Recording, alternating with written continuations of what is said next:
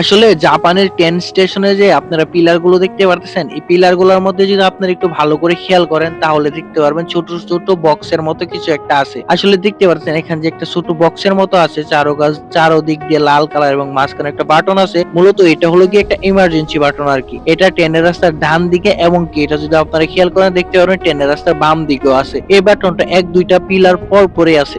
মূলত এই বাটনটা হলো গিয়ে একটা ইমার্জেন্সি বাটন। যদি ট্রেনের রাস্তার মধ্যে কোনো একটা সাধারণ পাবলিক বা সাধারণ একটা মানুষও যদি দেখে যে ট্রেনের রাস্তার মধ্যে কোনো একটা সমস্যা হচ্ছে বা সমস্যা হতে পারে এরকম সম্ভাবনা থাকে, যদি এই বাটনটার মধ্যে সাধারণ একজন মানুষও টিপ দেয় তাহলে ডান দিকেরটার মধ্যে যদি টিপ দেয় তাহলে ডান দিকের যে ট্রেনটা আছে এটা যতটুকু দ্রুত সম্ভব থেমে যাবে বা থেমে যাওয়ার চেষ্টা করবে। আর বাম দিকে যেটা আছে এটার মধ্যে যদি কেউ ক্লিক করে তাহলে বাম দিকের ট্রেনটা যেটা আছে এটাও সেম, যে যতটুকু দ্রুত সম্ভব থেমে যাওয়ার চেষ্টা করবে বা থেমে যাবে আর কি। আসলে এই জিনিসটা জাপানের খুবই ভালো, যদিও আবার জাপানের ভালোর দিকের কোনো শেষ নেই, তবে এই জিনিসটা আসলে খুবই ভালো যে একদম মানে যে কেউ চাইলে ট্রেনটা ইমার্জেন্সি যদি কোনো পদক্ষেপ নিতে চায় বা ইমার্জেন্সি যদি কোনো সমস্যা দেখে তাহলে বাটনটার মধ্যে ক্লিক করতে পারবে। আর এই বাটনটা অনেকটা সহজ ভাবে দিয়ে দিচ্ছে, মানে এক দুইটা পিলার পর পরে দিয়ে দিচ্ছে সম্পূর্ণ ট্রেনের স্টেশনটা জুড়ে আর কি।